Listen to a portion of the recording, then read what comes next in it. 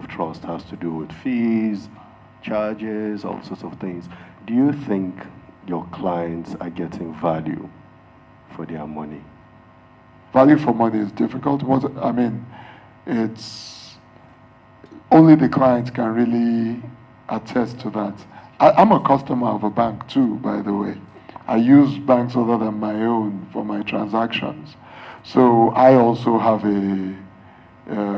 I shop around, I check, and I think there can be more transparency around fees. I think that's true. I think people should know. I think there should be more disclosure. I think people often find charges in their accounts that they can't quite explain. And I think that is what really has to change. And I think there should be maybe a little more attention paid to how people disclose what their fees are, and to ensure that the wider public is aware of what the charges are. And I think if people can then make informed decisions, that will allow the benefits of competition in a free market, which it is to a large extent, to come through and to bring charges down. But if overall, in defense of the industry, if you took the return on equity of the entire industry, I think it's less than 20%. It's about 16, 17, 15%. Banks don't make too much money, honestly. Asset management is a very tough business. And it's a business that, people don't feel they need. So you have to actually try and convince them that this is the way, to build a comfortable future. So in looking at fees, it's really a function of the cost to serve. What is your own cost of serving that client? And that's really where it should start from. We talked about trust. It's important that whatever you charge your client in the industry, the client does not feel after a few years that he or she has been cheated, because it's the fastest way to lose that client. And once you lose the client, it's going to cost you a lot more to either bring in back the client or get a replacement for that client. So for our own industry, the way we look at fees is, what is my cost to serve this client? And what reasonable profit can I make from this?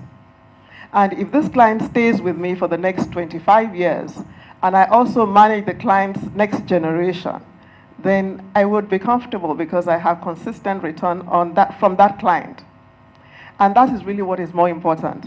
So if I look at the fees that we charge today, I think that the fees, part of it is regulated, part of it isn't.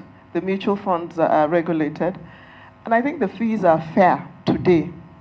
And I emphasize today because we talked about technology. And what is changing in our industry is that the lines between fintechs and traditional asset management companies are blurring. Therefore, if traditional asset management companies do not embrace technology and see how they can use technology to bring down their cost, then they would lose those clients.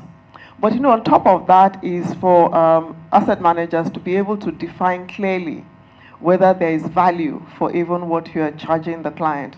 And the client must feel that there is value. So there's less discussion around fees if the client is getting value for service that's been rendered. In the industry today, fees are going down. We expect it to continue to drop. And that's because technology has made things a lot easier. And besides that, investors are a lot more discerning, and they want even much more for what we charge currently. So therefore, operators need to be more efficient.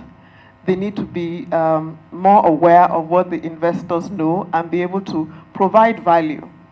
And I think that it gets to a point, even from the investor standpoint, where the willingness to pay is there if the service is good. And so the discussion is less around service. But what we also find is that there's a big difference between millennials and the baby boomers. The millennials would want very low fees, technology backed. Whereas the baby boomers, if you provide good service and they see value, they're less sensitive to fees. A couple of things. There was a survey done in the West a month or so ago that said in 1850 the average dollar in the Western world was managed for about 2% per annum. So that's the average cost of the average dollar managed.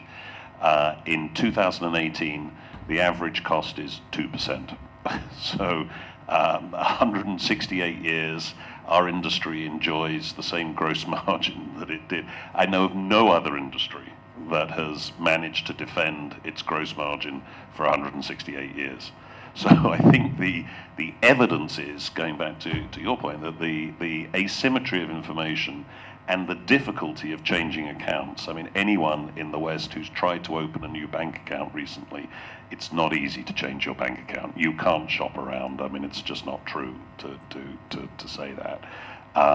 So I think there is a problem. And then the final thing that I would say is that I think the regulators are going to regulate fees unless we adopt the approach that you're taking, because I think the feeling out there with gross margins on the DJIA for the average asset manager in the US is 36%.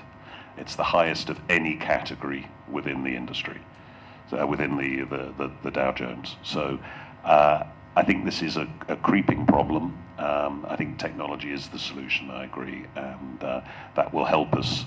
Blockchain will help us change banks, transact in different ways, and I think ultimately that's where we will get disruptive. And as you say, if we don't amend our service models quickly, we're going to be out of business.